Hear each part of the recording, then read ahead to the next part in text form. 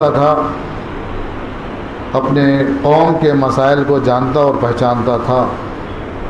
وہ ایسا طبیب و ایسا حکیم تھا جو اپنی امت اور اپنے قوم کے مرض کو بھی جانتا تھا، اس کی دوا بھی جانتا تھا۔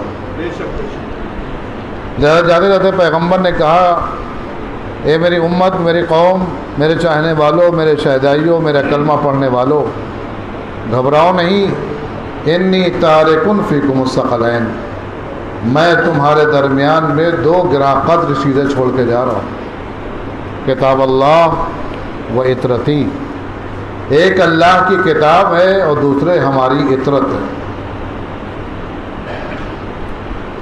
شب قدر ہے، ویلیوبل نائٹ ہے، اور اس کے اندر تقدیریں لکھی جاتی ہیں اور تقدیریں سنواری جاتی ہیں۔ اس کائنات کے اندر عالم اسلام کو سب سے عظیم اگر کوئی نعمت ملی ہے تو وہ دو نعمت ہے، اس سے بڑی کوئی نعمت نہیں ہے۔ باقی جتنی نعمتیں ہیں سب اسی نعمت کے تحت میں ہیں۔ پہلی نعمت کا نام ہے قرآن مجید، اور دوسری نعمت کا نام ہے وجود اہل بیت۔ باقی کائنات کی جتنی بھی نعمتیں ہیں سب اس کے تحت ہیں۔ ان نعمتوں کو ہم نے پہچانا ہے، ان نعمتوں کو ہم نے جانا ہے، ان نعمتوں کو ہم نے حاصل کیا ہے تو یا قرآن کے ذریعے سے حاصل کیا ہے یا اہل بیت کے ذریعے سے حاصل کیا ہے۔ یا ہمیں قرآن نے بتایا ہے کہ یہ بھی نعمت ہے، یا ہمیں اہل بیت نے بتایا ہے کہ یہ بھی نعمت ہے۔ لہذا قرآن مجید ایک عظیم نعمت ہے، اور کیوں نہ ہو، یہ خالق کا کلام ہے، مخلوق کا کلام نہیں ہے بلکہ خالق کا کلام ہے۔ اور کہتے ہیں خالق کا کلام تمام کلام کا خدا ہوتا ہے۔ خالق کا کلام، اللہ کا کلام، جیسے کلام الامام امام الکلام ہوتا ہے، ویسے ہی اللہ کا کلام تمام کے تمام کلاموں کا خدا ہوا کرتا ہے۔ تو قرآن مجید یہ اللہ کا کلام ہے، اللہ کی کتاب ہے، اللہ کا فرمان ہے، اللہ کا بیان ہے، اللہ کی گزارش ہے، اللہ کے التماس ہے، جو بھی آپ کہہ دیں، یہ ہماری لائف کو سنوارنے کے لیے ایک ڈائری ہے۔ ہمیں اپنی زندگی کو سنوارنے کے لیے، اپنی زندگی کو اجاگر کرنے کے لیے، اپنی زندگی کو سنوارنے کے لیے، سکسیس بنانے کے لیے بہترین ڈائری اگر کائنات کے اندر ہے تو قرآن مجید ہے۔ اس سے بہترین کوئی گائیڈ لائن آپ کو کہیں نہیں ملے گی جتنی بہترین گائیڈ کرے گا قرآن مجید۔ کیوں؟ کیونکہ قرآن مجید اللہ کا کلام ہے، اور اللہ اپنے بندوں کی حیثیت کو بہتر پہچانتا ہے۔ اسے کیا چاہیے، اسے کب چاہیے، اسے کتنا چاہیے، اسے کس قدر چاہیے، اسے کس طرح چاہیے، یہ اللہ جانتا ہے۔ تو جب وہ جانتا ہے تو اسی اعتبار سے اس نے کلام رکھا ہے۔ کلام پڑھتے جاؤ، اپنی حیات کو سنوارتے جاؤ۔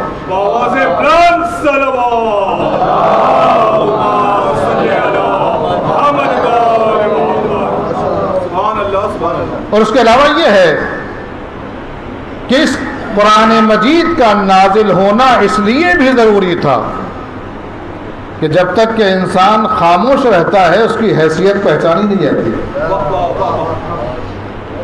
قرآن مجید کا نازل ہونا اس لیے بھی ضروری تھا۔ ہدایت اپنی یہاں پر، گمراہی سے بچانا اپنی یہاں پر، پیغمبر کے لیے معجزہ یہ اپنی یہاں پر، لیکن قرآن کا اس طرح سمجھے آپ کہ قرآن کا نازل ہونا اس لیے بھی ضروری تھا کہ اگر قرآن نازل نہ ہوتا تو ہمیں مزاج پروردگار سمجھ میں نہ آتا، ہمیں حقیقت پروردگار سمجھ میں نہ آتی، ہمیں اصلیت پروردگار سمجھ میں نہیں آتی. جیسے انسان ہے جب تک خاموش رہتا ہے ہمیں سمجھ نہیں آتا کہ عالم ہے کہ جاہل ہے، متقی ہے کہ زاہد ہے، عابد ہے کہ سخی ہے، ہمیں نہیں معلوم پڑتا ہے. لیکن جیسے کلام صادر ہوتا ہے ہمیں اندازہ ہو جاتا ہے.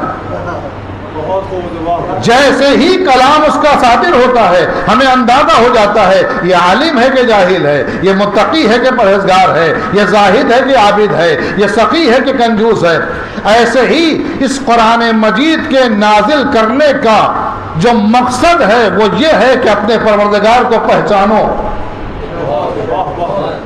جب وہ بول رہا ہے تو پہچانو کہ وہ کیسا ہے. لہذا قرآن مجید کے نازل ہونے کا ایک مقصد یہ ہے کہ اس کلام سے اس متکلم کو پہچانو، اس پروردگار کو پہچانو کہ اس قرآن کے اندر کیا کہا ہے. اگر یہ کہا گیا قل هو اللہ احد تو ادھر بولا ہم نے پہچانا کہ وہ اللہ ہے، ہم نے پہچانا کہ وہ احد ہے، ہم نے پہچانا کہ وہ صمد ہے، ہم نے پہچانا کہ وہ بے نیاز ہے، ہم نے پہچانا کہ اس کا نہ کوئی باپ ہے نہ اس کا کوئی بیٹا ہے، اور ہم نے پہچانا کہ اس کا کوئی شریک بھی نہیں ہے. اگر اللہ کلام میں نہ بولتا تو کیسے معلوم ہوتا؟ اگر نہ بولتا تو سمجھ میں کیسے آتا؟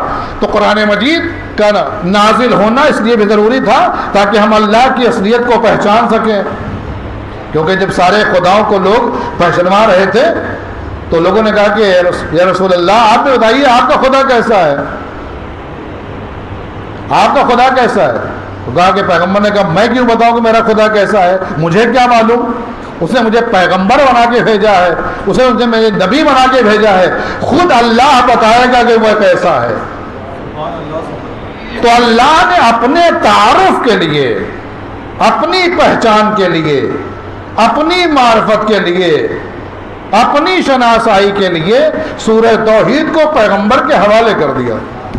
کہا جا کے سنا دو. پیغمبر سے خود کہا، پیغمبر تبھی تو کہا قل کہو. کون کہے؟ پیغمبر کہیں.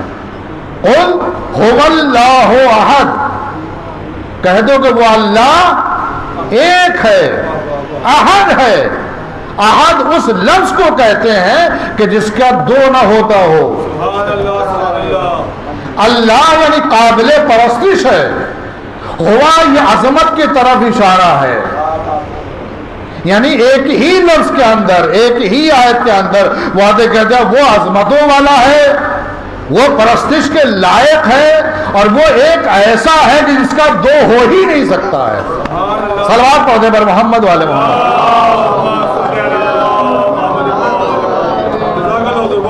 اللہ الصمد، وہ قابل پرستشی نہیں ہے بلکہ بے نیاز ہے. کیا مطلب بے نیاز ہے؟ پیغمبر نے کہا وہ بے نیاز کا مطلب یہ کہ سب اس کے محتاج ہے، وہ کسی کا محتاج نہیں ہے. سب اس کے محتاج ہے، وہ کسی کا محتاج نہیں ہے. اللہ الصمد لم یلد ولم یولد، نہ وہ کسی کا والد ہے نہ وہ اس کا کوئی ولد ہے. یہ نہیں کہا کہ وہ کسی کا خالق نہیں ہے، اس کی کوئی مخلوق نہیں ہے، یہ نہیں کہا، کیونکہ خالق تو ہے، ساری مخلوق اس کی ہے.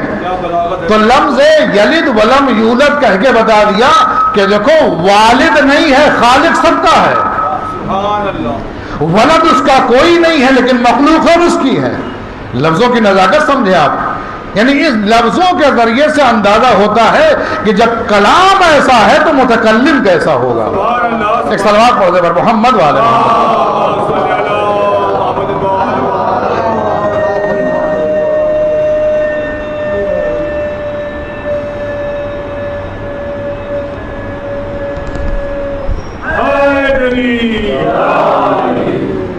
اور اس کا کوئی شریک نہیں ہے، اس کا کوئی ہم پلہ بھی نہیں ہے.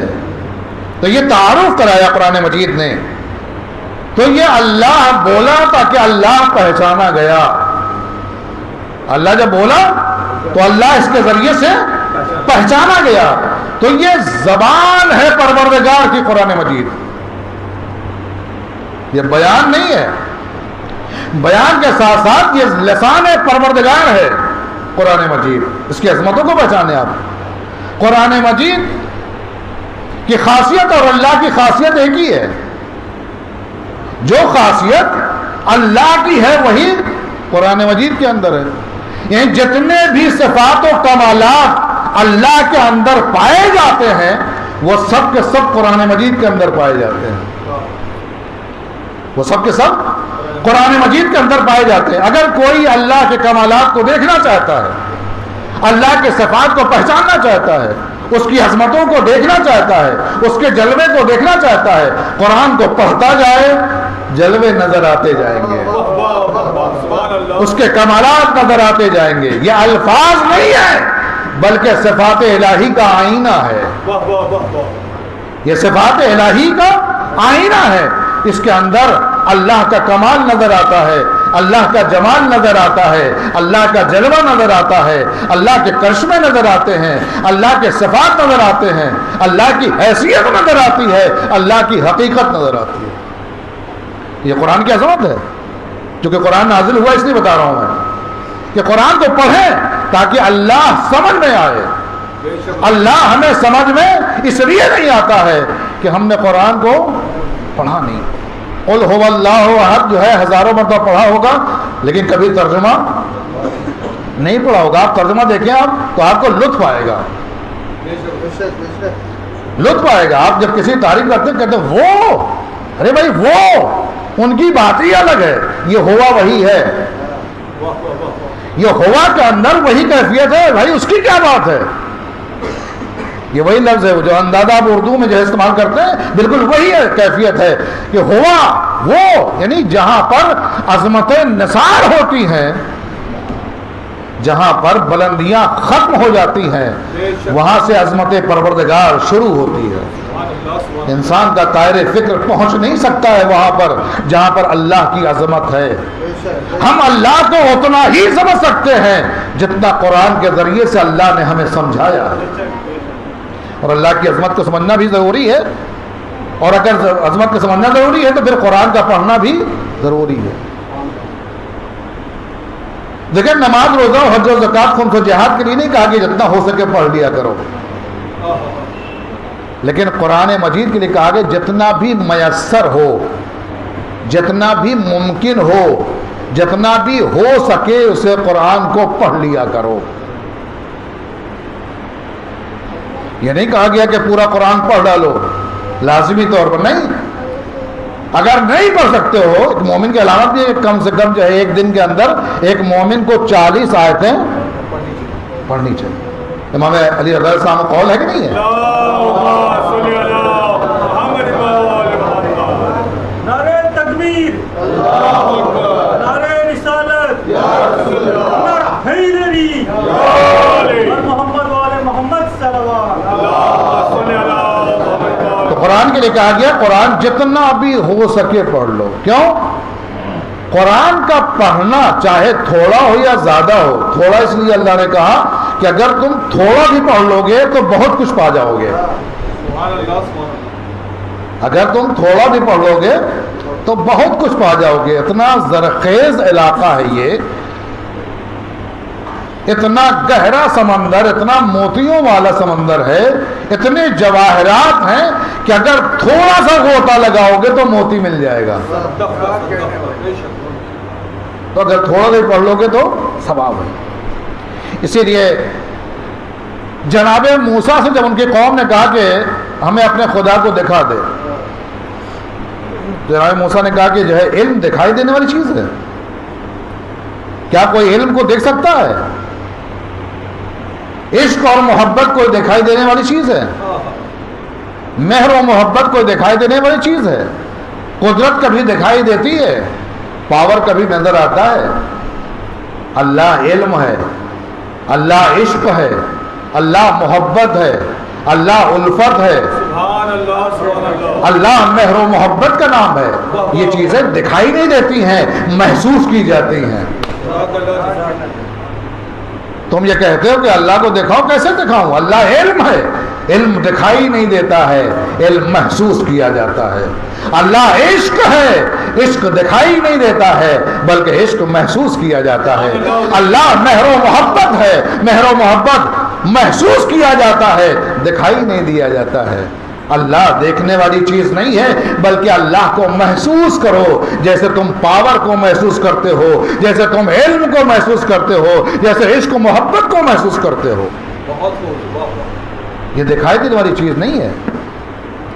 اس کے علاوہ قرآن مجید کو جو مثال دی گئی ہے قرآن مجید کی، وہ والدین کی مثال دی گئی ہے۔ کہا گیا کہ قرآن مجید کی مثال والدین جیسی ہے۔ والدین کیا کرتے ہیں؟ والدین ایک ہی ہوتے ہیں، والد اور والدہ، لیکن دونوں کا طریقہ یہ ہوتا ہے کہ اگر بچہ غلطی کرتا ہے تو تنبیہ کرتے ہیں، ڈانٹتے ہیں، مارتے بھی ہیں، لیکن جب بچہ مصیبت میں ہوتا ہے تو گلے سے لگا لیتے ہیں، ہے کہ نہیں ہے؟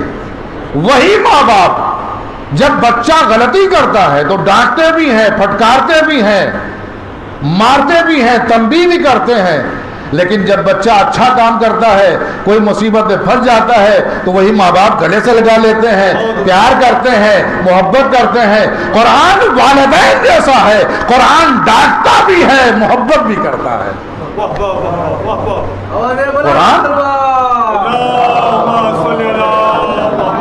قرآن ڈانٹتا بھی ہے، یہ نہ کرنا عذاب ہو جائے گا، یہ نہ کرنا جہنم میں چلے جاؤ گے، یہ نہ کرنا تمہارے پر فرعون والا عذاب نازل ہو جائے گا، اگر یہ کرو گے تو شداد جیسے ہو جاؤ گے، یہ کرو گے تو ایسے ہو جاؤ گے۔ لیکن بعد میں کیا کہتا ہے؟ اگر ہمارے پاس آؤ گے تو ہم تمہیں حور دیں گے، غلمان دیں گے، سلسبیل دیں گے، کوثر دیں گے، جنت دیں گے، یہ ساری چیزیں دیں گے ہم۔ وہی قرآن کہتا ہے جنت میں آؤ گے تو کھجوریں کھلائیں گے ہم، دودھ کی شہد، دودھ کی جو ہے نہریں ہوں گی۔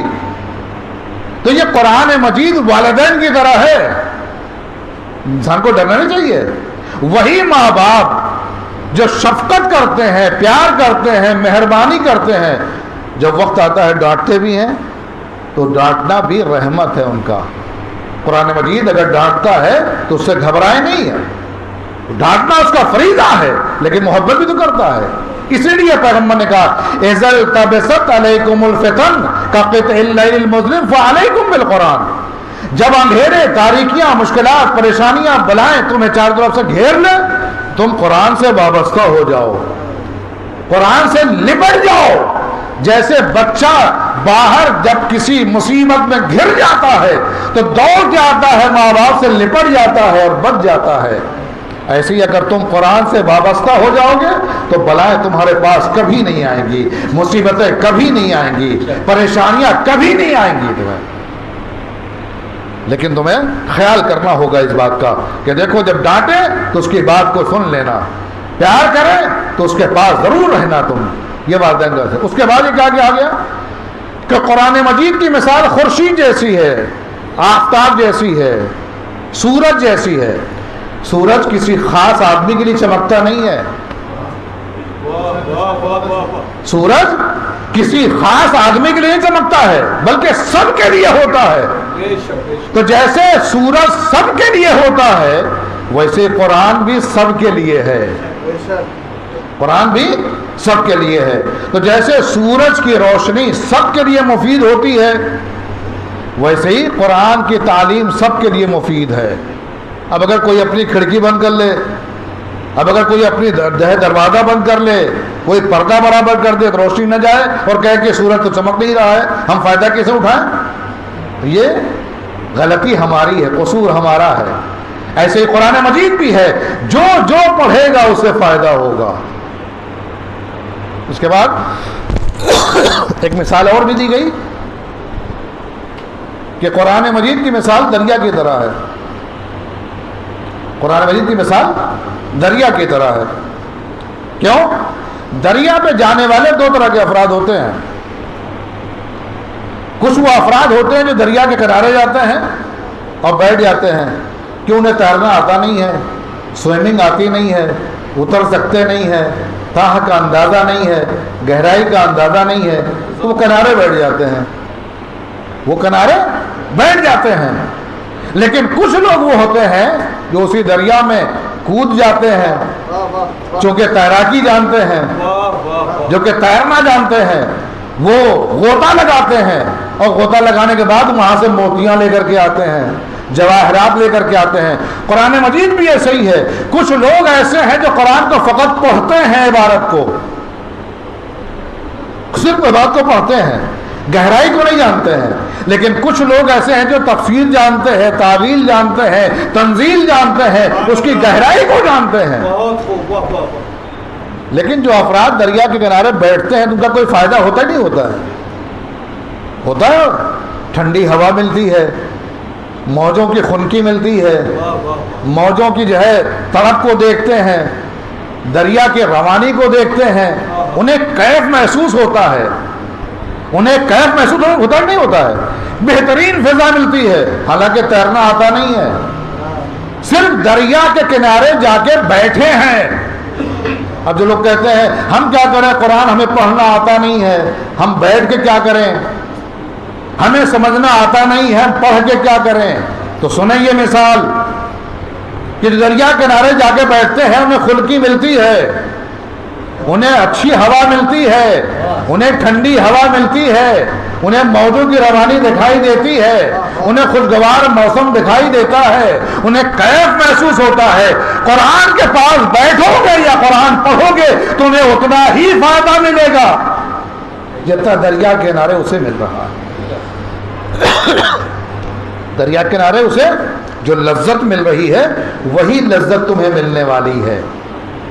اور بہت لوگ ایسے ہیں جو دریا کے اندر گھس جاتے ہیں۔ یہی الفاظ قرآن کے ایسے ہیں جو گہرائی میں جب جاتا ہے آدمی تو عالم یہ ہوتا ہے، رونے لگتا ہے، گریہ کرنے لگتا ہے۔ اتنا رحمان پروردگار، ایسا کریم پروردگار، ایسا غفور پروردگار، اتنا ماننے والا پروردگار گہرائیوں میں اتر رہا ہے۔ اور وہ تفسیر جب کرنے لگتا ہے تو رات گزر جاتی ہے لیکن بسم اللہ کی تفسیر نہیں ہو پاتی۔ کیوں؟ کیونکہ اس کے اندر اترا ہوا ہے، وہ غواص ہے، وہ غوطہ لگانا جانتا ہے، وہ تیراکی جانتا ہے، وہ سوئمنگ جانتا ہے، وہ حقیقت قرآن کو جانتا ہے، اس لیے اس کے اندر اتر رہا ہے اور کہہ رہا ہے رات گزر گئی، بسم اللہ کی تفسیر مکمل نہیں ہوئی۔ کیوں؟ تیراکی جانتا ہے۔ اگر واقعاً ہم بھی تیراکی جان جائیں، ہم بھی اگر قرآن کے گہرائی کے اندر اترنا جان جائیں تو ایک ایک آیت کو اوپر ہم پورا سال گزار دیں گے، ہمیں کیفیت کا جو ہے اندازہ نہیں ہو سکتا کتنی لذت ملتی ہے، کتنی لذت ملتی ہے اس کا اندازہ ہم نہیں کر سکتے۔ آپ کو معلوم ہے کہ قرآن مجید کی ایک خاصیت ہے کہ اس کا تھوڑا بھی بہت کافی ہوتا ہے، اس کا تھوڑا بھی، یہ قرآن مجید کی جامعیت ہے۔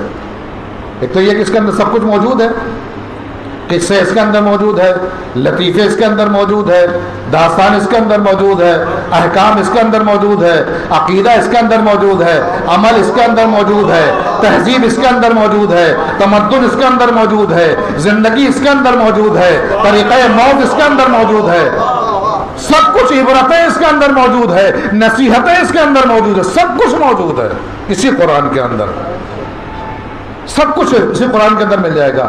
اس کے علاوہ کیا ہے، یہ قرآن جو ہے اس کا تھوڑا بھی بہت کافی ہو جاتا ہے کبھی کبھی۔ ایک صحابی تھے، نئے مسلمان ہوئے تھے، رسول اللہ کے پاس آئے، کہا کہ جو ہے میں مسلمان ہو گیا ہوں، لہذا مجھے قرآن پڑھا دیجیے۔ ظاہر جو ہے پیغمبر ہے، ایک ویلو ہے ان کی، انہوں نے کسی صحابی سے کہا کہ آپ اسے قرآن پڑھا دیجیے، دیکھیں تھوڑا کتنا کافی ہو جاتا ہے۔ ایک لمحے کے اندر قرآن کیسے انسان کو بدل دیتا ہے، اور کتنے بڑے منصب پر جو ہے فائز کر دیا۔ وہ آخر آنے کے بعد کہتا ہے ہمیں قرآن پڑھا دیجیے، کہا فلاں صحابی اسے جا کے پڑھ لو۔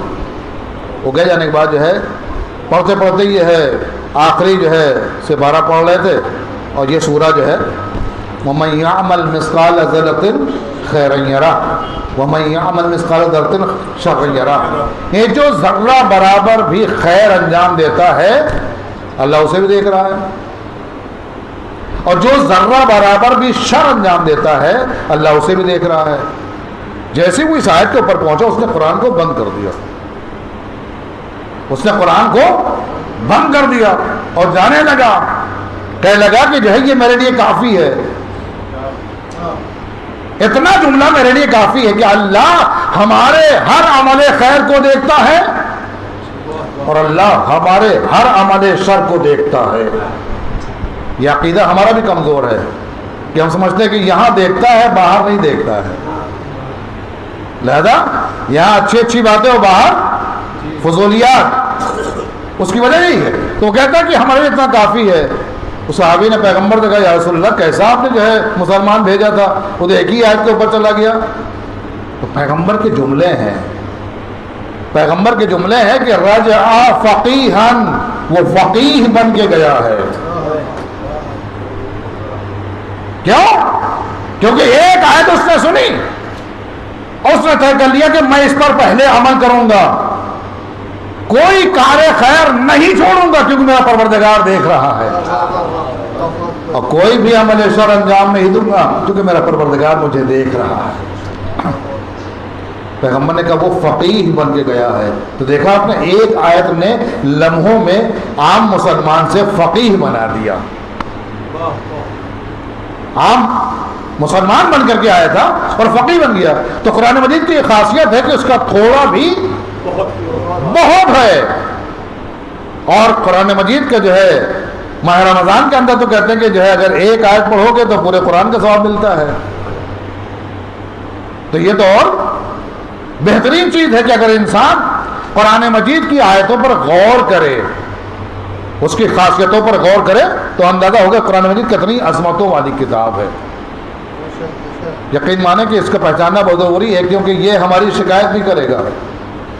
حدیث میں ہے نا، عالم جس سے کوئی فتویٰ پوچھا نہ گیا ہو، کوئی مسئلہ پوچھا نہ گیا ہو، وہ شکایت کرے گا محشر میں. وہ مسجد کہ جس میں لوگ نماز نہ پڑھتے ہوں اور وہ قرآن جو گھر کی زینت بنا ہوا ہو اس کی کوئی تلاوت نہ کرتا ہو، یہ شکایت کرنے والے ہیں. عجیب و غریب بات ہے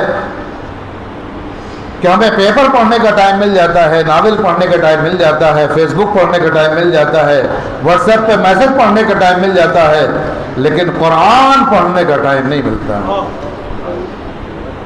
جبکہ اللہ سے یہ موسیٰ کو کلیم اللہ کیوں کہا گیا؟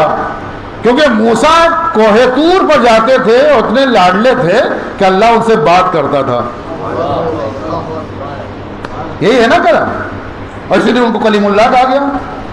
خدائی قسم ہمیں پیغمبر نے وہ تحفہ دیا ہے کہ ہم روز کلیم اللہ بن سکتے ہیں. موسیٰ جب کوہ طور پر جاتے تھے اور اللہ سے باتیں کرتے تھے اس لیے وہ کلیم اللہ کہلاتے تھے. قرآن مجید پڑھنا اس بات کی علامت ہے کہ اللہ ہم سے بات کر رہا ہے، اور دعا کرنا اس بات کی علامت ہے کہ ہم اللہ سے بات کر رہے ہیں. تو وہ رتبہ جو جناب موسیٰ کلیم اللہ کو ملا تھا وہ رتبہ ہمیں ملا ہے، لیکن ہم حیثیت نہیں پہچانتے، اپنا وقار نہیں پہچانتے. ہم قرآن مجید بہترین نعمت ہے اہل بیت کے ساتھ. شرط ہے اہل بیت کے ساتھ ہوگا جب ہی ہدایت کرے گا، اہل بیت کے ساتھ نہیں ہوگا تو پھر یہ ہدایت بھی کر نہیں پائے گا. تو قرآن مجید کہ جو نازل ہوا ہے اس کی جامعیت، اس کا معجزہ یہ ہے کہ جب بھی پڑھا جاتا ہے پڑھنے والا یہ نہیں کہتا ہے تو پڑھ چکے تھے ہم پھر وہی پڑھ رہے ہیں، کیونکہ جب پڑھتا ہے تو نیا کیف محسوس کرتا ہے، نئی لذت محسوس کرتا ہے. یہ قرآن کا اعجاز ہے، یہ قرآن کا اعجاز ہے. اور قرآن مجید پیغمبر نے چھوڑا ہے اور ترکہ امت کو دیا ہے، اور امت کا فریضہ ہے کہ اس ترکے پر عمل کریں. لہذا ہم اللہ کی بارگاہ میں دعا کرتے ہیں بار الہ بحق محمد و آل محمد ہمیں قرآن مجید پڑھنے کی توفیق عنایت فرما. پالنے والے بحق محمد و آل محمد ہمیں قرآن مجید کی ہدایات پر عمل کرنے کی توفیق عنایت فرما. پالنے والے بحق محمد و آل محمد ہمارے جوانوں کے اندر قرآن مجید پڑھنے کی توفیق عنایت فرما. بار الہ بحق محمد و آل محمد شب قدر ہے، شب دعا ہے، شب استغفار ہے، ہماری سب سے عظیم دعا یہ ہے کہ امام زمانہ کے ظہور میں تعجیل فرما اور ہم کو ان کے اعوان و انصار میں شمار فرما. ربنا تقبل منا انك انت السميع العليم.